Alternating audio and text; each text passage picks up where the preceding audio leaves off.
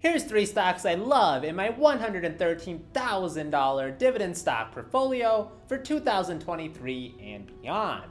Diversification is always important, and that's why I'm going to be covering companies that are involved in healthcare, technology, and consumer discretionary. The first company we have is Medtronic, which is a worldwide leader in producing medical technology. This includes designing, developing, manufacturing medical devices for various healthcare industries.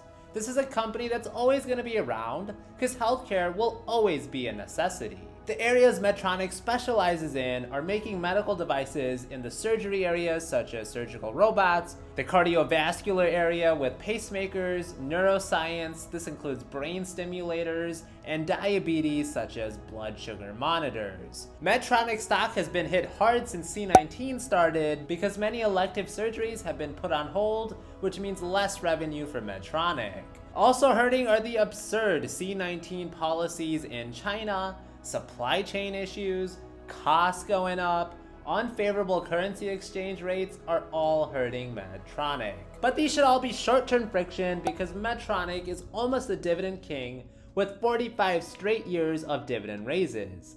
With a very low payout ratio of 50%, Medtronic now has a starting dividend yield of 3.5%, the highest it's been in years, and the company even thinks its stock is cheap as they put $5.5 billion toward repurchasing their own shares and paying out dividends this past fiscal year. That's a great way to show they care for their shareholders. I currently own 21.72 shares of Medtronic, worth $1,700, and they pay me $59.08 every year for just being an investor. With this next company, we get to own digital real estate, and that is with Google. Now, before you go off on me by saying Google doesn't pay a dividend, you can make your own dividends by doing covered calls, which I would argue are actually more powerful than just dividends. After Google's most recent stock split, shares are now trading for less than $100 a share, which means it's very reasonable for the ordinary investor to be able to do options trading with Google. Google has a super low PE ratio of just 18. That's actually the lowest it's been in nearly 10 years. This is a company that just continues to grow and grow in revenues year after year. They brought in $250 billion in revenues last year. Buying into Google means you are also buying into Google's absurd balance sheet of $116 billion in cash on hand.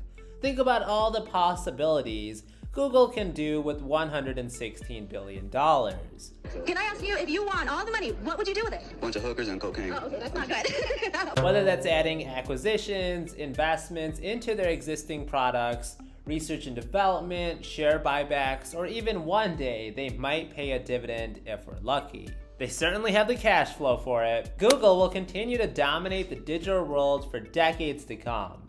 92% of internet searches originate from Google. And don't get me started with YouTube.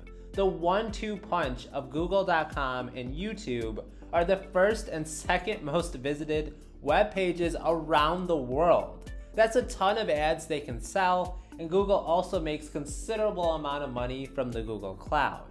Fantastic companies like Google, they don't stay cheap for very long. That's why I've been stockpiling shares every week now. And it's not just retail investors like me that are buying Google, it's also super investors known as smart money.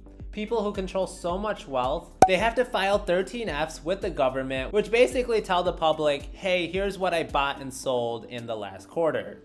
Google was the most commonly bought stock by 9 super investors who were intrigued by the company trading 44% below the estimate of its fair value, according to Simply Wall Street. Now, I currently own 33.49 shares of Google for $3,000 in equity. Smart money, old money, dumb money, new money, it's all just money and I'm loving it. You already know that was a fire transition to McDonald's stock, as they're gonna be the next company we're gonna take a look at. McDonald's needs no introduction, and while the overall stock market is down 16% in 2022, McDonald's is actually up 3% year to date. That's a whole 19% swing.